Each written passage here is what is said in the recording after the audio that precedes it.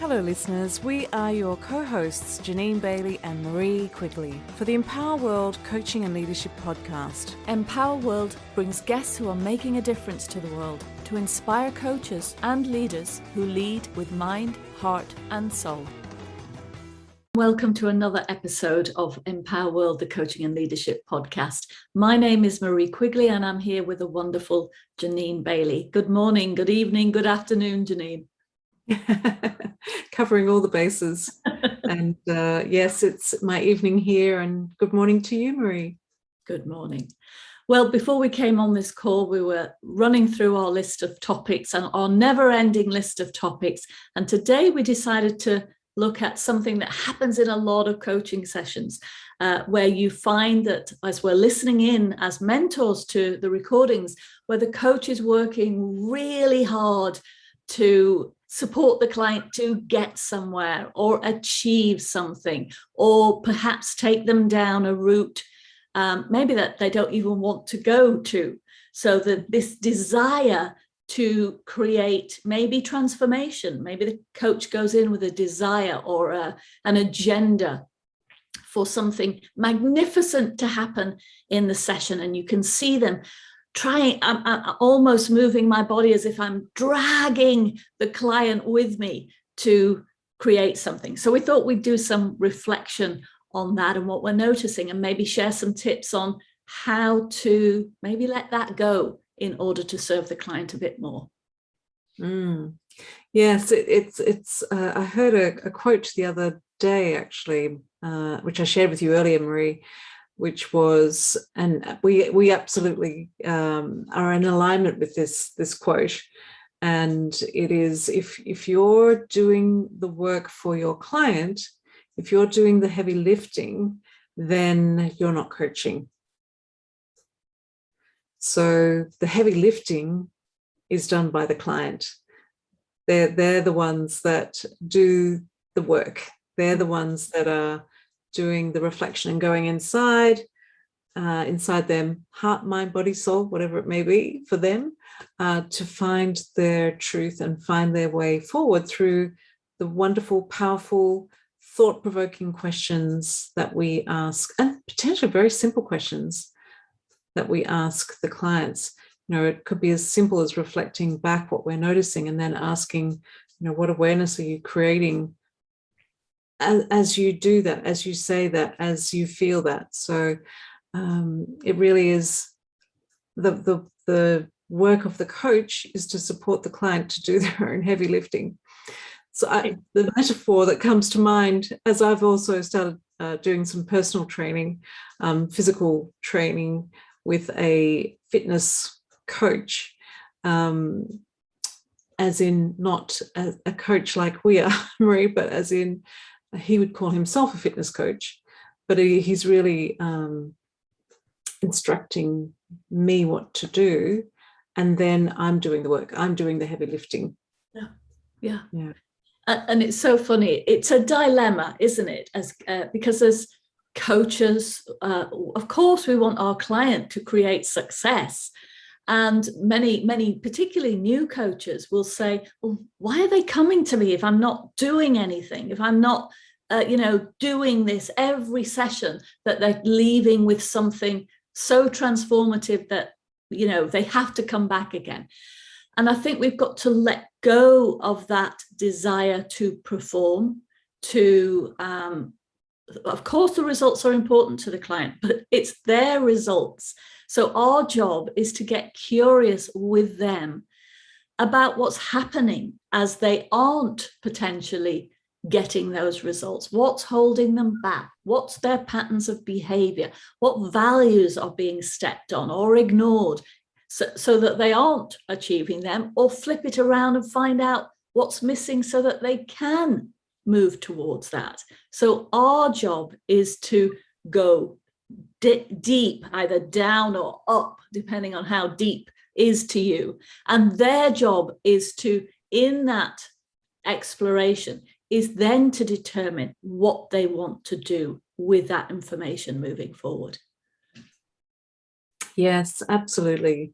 And it is really again, as a coach, the more we trust our client, and we've shared this many times, if we trust that our client is naturally creative, resourceful, and whole, that they do have the answers inside, and that if we allow them to do the work, that is going to be the most powerful way to support a client, to be able to, again, be 100% responsible for the way forward, their truth.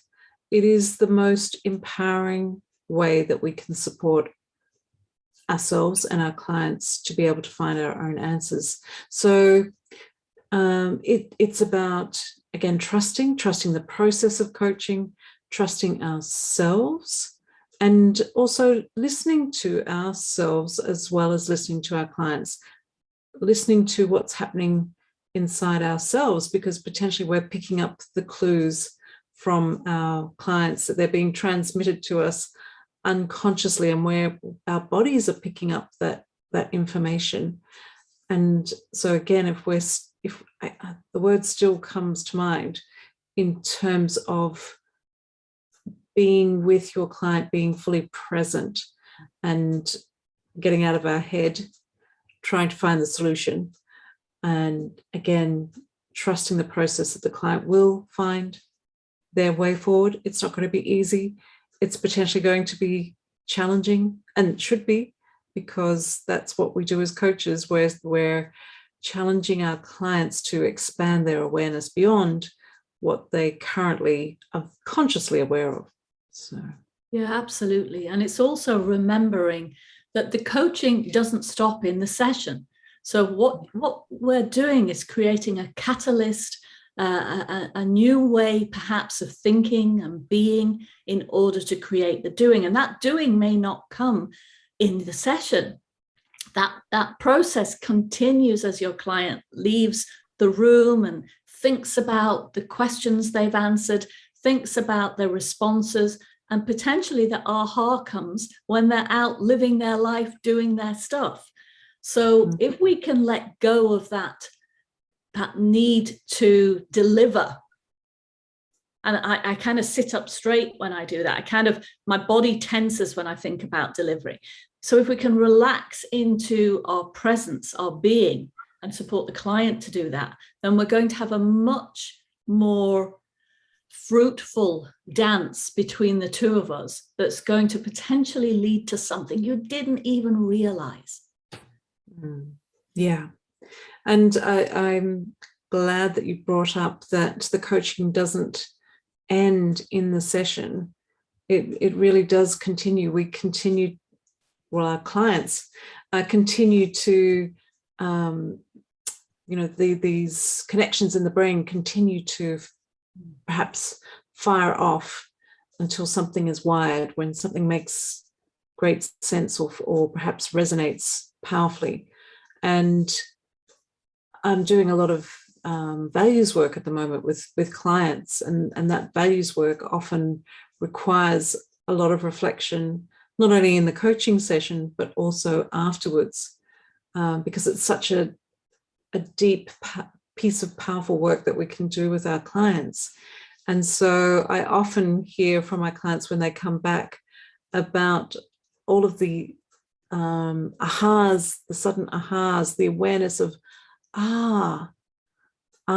that's why that happens, or why that's, why that I've experienced that, or this is what's going to support me to live my best life. So it is the type of work that we do. It is not going to potentially always happen, that great aha, that awareness in the session. It is potentially going to be post the session. Yeah. And certainly, if you think of yourself, coaches, when you're going into a session, if you're all revved up, I rarely bring a pen and paper in, but I've got one beside me. If you've got your pen and paper and you feel like, okay, today's going to be amazing, that's a wonderful intention. But you might need to kind of drop your pen and paper. You might need to drop your desire to be the most amazing coach ever. And you might want to do some presencing so that you come inside of yourself, because we are in a system with the client, we can support the client by being inside ourselves and slowing things down a little bit to also do that. So they can move from their top of the head thinking into their deeper processing, because we can be that model for them. So you might want to let go of some of your desires and just be with a client and trust that whatever evolves, evolves. You are, especially if you're a trained coach, you are trained in the skills of getting curious with a client, asking and thinking in a provocative way to support the client to create awareness. So it's trusting the process of coaching that will evolve, whether it's in the session, because it could be, you could get those magnificent ahas, but you're more likely to get them when you don't try to get them. Yeah, absolutely. And so coaches, if you notice when you are coaching and that you find that you're getting tight about something, or you are looking for that aha, if you notice that you are seeking something instead of letting go and being at peace, being at one, being present with your client and trusting the client, then potentially you're doing the work. If you notice that you're asking leading questions, then you're potentially aiming to do the work for your client. You're aiming to lead them to where you believe they need to go. So if you notice that, it's about just perhaps breathing, grounding, taking a moment, and again, using those powerful questions, potentially clean questions of, what's happening right now? What awareness are you creating right now? Checking in with the goal, whatever it may be. Where are we right now? So getting curious with your client right there and then in the moment versus leading out into the future. So wonderful, wonderful thoughts, reflections, and comments about how we can do this work in a different way. So we're going to encourage you to experiment. If you feel that desire, just welcome it and say, thank you for being here, desire. You want to be the best coach possible. And now just move out of the way and let me be present so that I can get curious with my client.